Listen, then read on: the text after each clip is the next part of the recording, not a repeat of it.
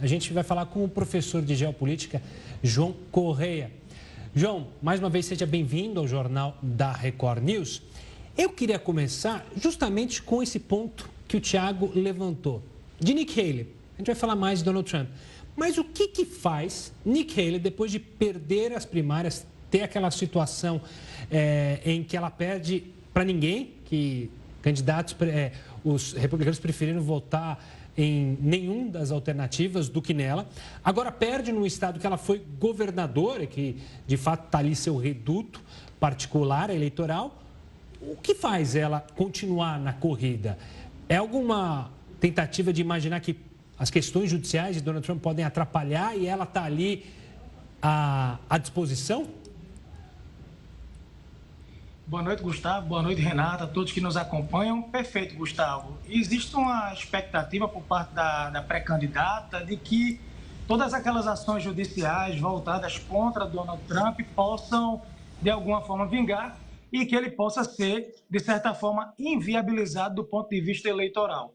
Eu considero pouco provável e eu quero chamar aqui a atenção para um dado. Desde 1972, ou seja, há décadas que as primárias modernas são aplicadas, essas prévias eleitorais americanas, você percebe que quando um candidato ele perde no seu reduto de origem, ela foi governadora, no caso da Carolina do Sul, por 2 ocasiões, fica muito difícil dessa pré-candidatura dela prosperar. É importante lembrar também que Donald Trump se mostra um fenômeno eleitoral, ele que já foi apontado por alguns como acidente industrial da história, mas, em verdade, no último pleito, mesmo perdendo, ele conseguiu a segunda maior votação da história eleitoral dos Estados Unidos, com cerca de 74 milhões de votos. Mas o que nos leva a crer, ela é a única que segue na disputa da indicação do Partido Republicano, é que ela tem algum tipo de esperança de que essa candidatura dele possa ser inviabilizada, mas pelos sinais dados pela própria Suprema Corte dos Estados Unidos, isso não deve acontecer e poderemos sim ter um embate entre Donald Trump e Joe Biden, que busca o seu processo de reeleição, mas ainda assim com a popularidade baixíssima. As pesquisas indicam hoje Donald Trump na frente e Biden com sérias dificuldades até mesmo dentro do próprio partido. Professor, muito boa noite para você. Considerando, então, que a gente tem a maior probabilidade das eleições serem disputadas entre Joe Biden e Donald Trump, vai ser a primeira vez na história moderna em que um presidente atual vai enfrentar o seu antecessor direto. O fato de serem 2 presidentes, isso mudaria totalmente a natureza da campanha e também da disputa presidencial desse ano? Perfeito, Renata. A gente vive um momento único na história recente dos Estados Unidos. Algumas pessoas chegam até a falar no contexto de guerra civil, essa polarização, essa divisão. Chegaram a cogitar a candidatura de Joe Biden. É uma candidatura frágil na medida por conta dessa questão mesmo da popularidade.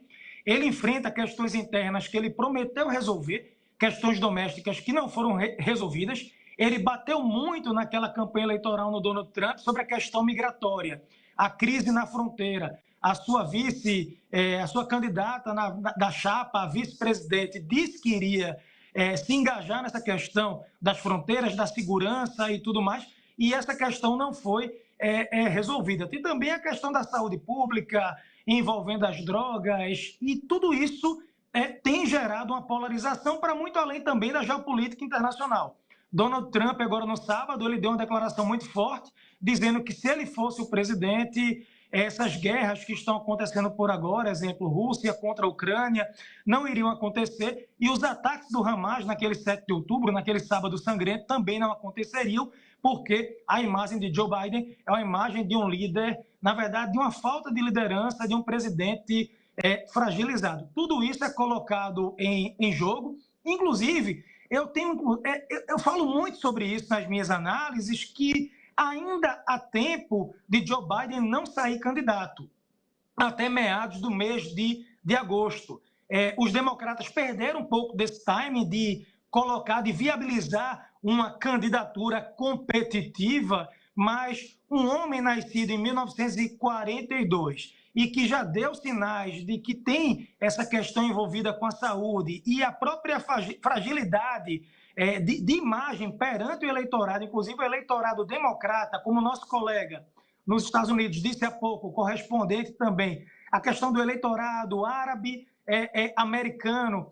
Enfim, tudo isso pode, de alguma forma, embaralhar um pouco misturar um pouco esse jogo, mas eu repito, existe agora um cenário praticamente inédito nessa história recente dos Estados Unidos, na medida em que a gente tem um país muito dividido. É bom lembrar, inclusive, do Texas. O Texas, que tem crescido o movimento, que eu não acredito que vá prosperar, mas são sinais. O Texas, que tem o segundo maior PIB dos Estados Unidos, tem se engajado internamente por essa questão de uma divisão, de uma secessão, por conta da segurança em relação às fronteiras, à política antidrogas e afins. Então, vão ser eleições significativas e é importante lembrar, Estados Unidos, maior economia do mundo, grande parceiro comercial do Brasil, são eleições que merecem que a gente possa acompanhar com todos os detalhes.